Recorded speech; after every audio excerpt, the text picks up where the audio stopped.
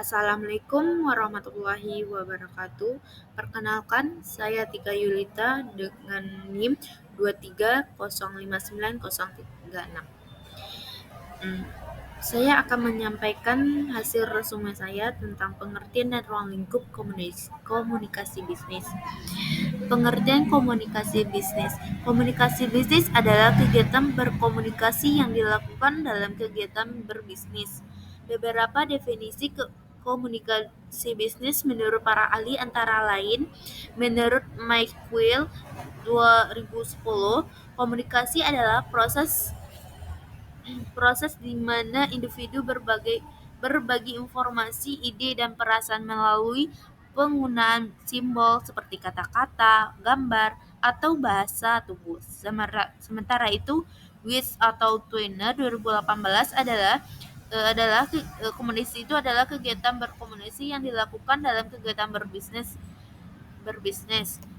Selanjutnya menurut Philip Kotler, komunikasi bisnis adalah kegiatan manusia yang ditujukan untuk memuaskan kebutuhan dan kegiatan melalui proses pertukaran. Menurut Rosenbaum, komunikasi bisnis adalah tindakan bertukaran informasi, ide, opini, instruksi, dan lain-lain untuk mencapai target perusahaan yang disampaikan secara proporsional dan non-proporsional melalui lambing atau sinyal. Menurut Joko Purwonto, komunikasi bisnis merupakan kegiatan komunikasi yang digunakan dalam dunia bisnis, baik verbal maupun non-verbal, untuk mencapai tujuan tertentu. Menurut William Albig, mendefinisikan komunikasi sebagai proses sosial yang memungkinkan individu dan kelompok saling mempengaruhi melalui pertukaran pesan. Adapun tujuan komunikasi bisnis meliputi yang pertama itu menyampaikan informasi secara efektif, yang kedua membangun hubungan yang baik dengan berbagai pihak, yang ketiga mendukung pengambilan keputusan, keempat meningkatkan efisiensi dan produktivitas organisasi, kelima melakukan persuasi, keenam melakukan kolaborasi. Yang selanjutnya, ruang lingkup komunikasi bisnis. Komunikasi bisnis mencakup berbagai aspek yang mempengaruhi efektivitas komunikasi dalam dunia bisnis. Ruang lingkup ini meliputi bentuk komunikasi bisnis. Yang pertama itu verbal. Komunikasi yang menggunakan kata-kata baik secara lisan maupun tertulis, seperti rapat, presentasi, dan panggilan telepon. Yang kedua itu non formal. Komunikasi melalui ekspresi wajah, bahasa tubuh, gestur, dan nada suara. Yang ketiga itu tertulis. Dokumen bisnis seperti email, laporan, proposal, dan surat resmi. Yang keempat itu visual. Penggunaan elemen grafis seperti infografis, desain iklan, dan video presentasi untuk mencapai pesan secara lebih menarik. Yang selanjutnya itu fungsi komunikasi bisnis. Yang pertama itu meningkatkan koordinasi internal antara karyawan dan manajemen. Yang kedua itu memperkuat hubungan eksternal dengan pelanggan, mitra, dan investor. Yang ketiga itu membangun citra perusahaan melalui komunikasi yang profesional dan konsisten. Yang keempat, mendukung pembangunan keputusan dengan memberikan data dan informasi yang akurat. Selanjutnya jenis komunikasi bisnis. Yang pertama itu komunikasi internal, terjadi di dalam organisasi seperti komunikasi antara karyawan, antar divisi, atau antar atasan dan bawahan. Yang kedua itu komunikasi eksternal, melibatkan pihak luar seperti pelanggan, pemasok, investor, dan masyarakat. Yang ketiga itu komunikasi formal, bentuk komunikasi yang mengikuti aturan dan prosedur tertentu seperti laporan resmi dan pertemuan bisnis. Yang keempat itu komunikasi informal, terjadi secara spontan dan tidak terkait aturan formal, misalnya percakapan santai di tempat kerja. Yang kelima itu komunikasi bisnis berdasarkan arah komunikasi, yang yaitu terbagi beberapa, yaitu yang pertama komunikasi ke atas, yaitu bawah ke atas untuk memberikan laporan, saran, atau umpan balik. Contoh, laporan kerja karyawan kepada manajer.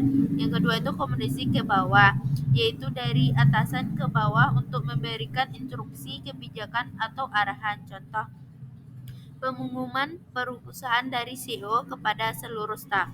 Yang ketiga itu komunikasi horizontal, yaitu terjadi antara rekan kerja dan dalam satu tingkat hierarki. Contoh, diskusi antar divisi untuk kolaborasi proyek. Yang keempat itu komunikasi diagonal, yaitu antara orang-orang di berbagai level dan departemen. Contohnya, seorang manajer pemasaran berdiskusi langsung dengan staf produksi. Yang keenam itu komunikasi bisnis berdasar tujuan, berbagi beberapa hal, yaitu komunikasi informatif, ia bertujuan menyampaikan informasi penting, contoh laporan keuangan tahunan perusahaan. Kedua itu komunikasi persuasif, bertujuan mempengaruhi pihak agar menyetujui suatu gagasan, contoh prestasi produk kepada calon investor. Yang ketiga itu komunikasi instruksional, bertujuan memberikan arahan mm, arahan instruksi kerja kerja.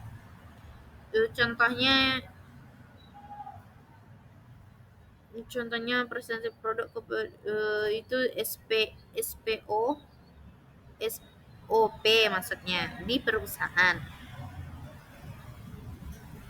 Yang selanjutnya komunikasi transaksional, bertujuan untuk melakukan negosiasi atau transaksi bisnis, contoh negosiasi harga atau suplai antara suplai dan perusahaan. Yang selanjutnya itu media komunikasi bisnis terbagi dua, yaitu media tradisional seperti surat, memo, telepon, dan pertemuan langsung. Yang kedua itu media digital, email, media sosial, aplikasi pesan instan, dan video conference. Yang selanjutnya itu hambatan dalam komunikasi bisnis. Ada beberapa hal, itu hambatannya itu perbedaan budaya dan bahasa yang dapat menyebabkan kesalahpahaman. Yang kedua gangguan teknis, seperti koneksi internet yang buruk dan komunikasi digital, dan kesalahan interpretasi pesan yang terjadi karena kurangnya kejelasan dalam menyampaikan informasi. Yang keempat, berkurangnya keterampilan komunikasi, seperti kurangnya kemampuan berbicara atau menulis secara efektif. Selanjutnya ada beberapa ruang lingkup utama dalam komunikasi. Yang pertama itu komunikasi interpersonal, yaitu interaksi antara dua orang atau lebih secara langsung atau melalui media. Contoh, percakapan tatap muka, komunikasi dalam keluarga, komunikasi dalam organisasi. Yang keduanya itu komunikasi kelompok. Itu studi tentang bagaimana individu berkomunikasi dalam kelompok kecil untuk mencapai tujuan tertentu. Contoh, komunikasi dalam tim kerja, diskusi kelompok, kepemimpinan dalam kelompok. Yang ketiga itu komunikasi massal. Itu berfokus pada penyebaran pesan kepada audiens yang luas melalui media massa seperti televisi, radio, surat kabar, dan internet. Contoh, jurnalisme, periklanan, film, dan media sosial. Yang keempat itu komunikasi organisasi. Mempelajari bagaimana komunikasi berlangsung dalam organisasi untuk meningkatkan efektivitas kerja dan hubungan antar anggota organisasi. Contoh, komunikasi eksternal perusahaan, hubungan antara karyawan dan manajemen. Selanjutnya itu komunikasi antar budaya, mempelajari bagaimana individu dari budaya yang berbeda berkomunikasi, bagaimana budaya mempengaruhi cara berkomunikasi. Contohnya komunikasi dalam lingkungan multikultural, diplomasi internasional, dan komunikasi lintas negara. Kesimpulan yang dapat saya ambil gitu, Komunikasi bisnis adalah proses pertukaran informasi dalam dunia bisnis yang bertujuan untuk mencapai efisiensi, aktivitas, dan keberhasilan organisasi. Komunikasi ini mencakup berbagai bentuk seperti verbal, nonverbal, tertulis, dan visual yang digunakan dalam berbagai arah, seperti komunikasi ke atas, ke bawah, horizontal, dan diagonal. Ruang lingkup komunikasi bisnis sangat luas, mencakup aspek eksternal seperti komunikasi antar karyawan dan manajemen, serta eksternal komunikasi dengan pelanggan, pemasok, investor, dan pihak lain di luar organisasi. Selain itu, komunikasi bisnis dapat bersifat informatif, persuasif, instruksional, dan transaksional tergantung pada tujuannya. Komunikasi yang efektif dalam bisnis berperan penting dalam meningkatkan koordinasi, membangun hubungan yang baik, mengoptimalkan pengambilan keputusan, serta mendukung pertumbuhan dan keberlanjutan perusahaan. Oleh karena itu, pemahaman dan penerapan strategi komunikasi yang baik menjadi kunci keberhasilan dalam dunia bisnis. Sekian, terima kasih.